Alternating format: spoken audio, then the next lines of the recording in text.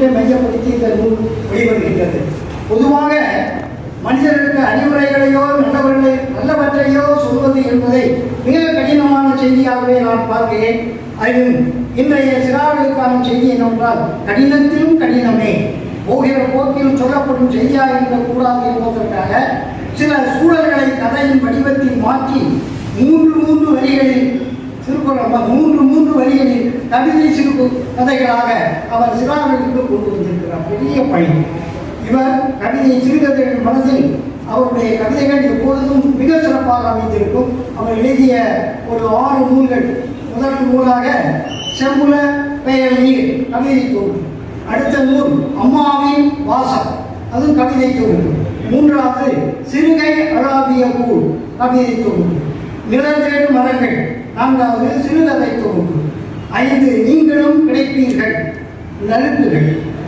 இயல்பானவர்களுக்கு மட்டும், அதுவும் நறுக்குகள் என்ற நூலை அவர்கள் 6 இதோடு சேர்த்து 7 நூல்களை எழுதிய தம்பி சக்திவேலாயுதம். அவர் வங்கியில் பணியாற்றுகின்ற அதிகாரி.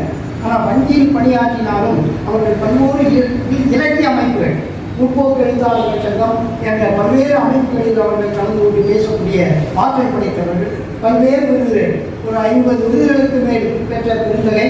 அப்படிப்பட்டவர்கள் நமக்கு இங்கே வந்து பேசுவது ஒரு மகிழ்ச்சியாக இருந்தது. அவர்களை நான் அடிக்கடி சொல்வேன், தம்பி நீங்கள் இங்கே ஒரு மாதந்தோறும் ஒரு கூட்டத்தை நீங்கள் பேச வேண்டும் என்று அவருடைய அன்பு கட்டளை தயார் பண்ணி என்னுடைய ஐயா மருத்துவர் மகாலிங்கம் கொண்டிருக்கிறாங்க. அவங்க சொல்லுவேன் அடிக்கடி அவங்க எப்படி எழுதிட்டு வராங்க, இவ்வளவு கருத்துக்களை உள்வாங்கி கொண்டு அதை நூலாக விரிவாக்கம் செய்வதற்கு அவர்கள் மாதந்தோறும் முதல் வாரம் ஐயா தான் பேசுகிறாங்க. அவர்கள் போல நீங்களும் பேச வேண்டும் என்று அவர்களை நான் பணிந்து கேட்டுக்கொண்டேன். அவர்களும் அதற்கு ஒப்புதல் தந்தார்கள். ஆகவே அவர்கள் ஒவ்வொரு மாதமும் வந்து இங்கே பேசுவதற்கு அவர்களை நான் அன்புடன் மீண்டும் வேண்டுகிறேன்.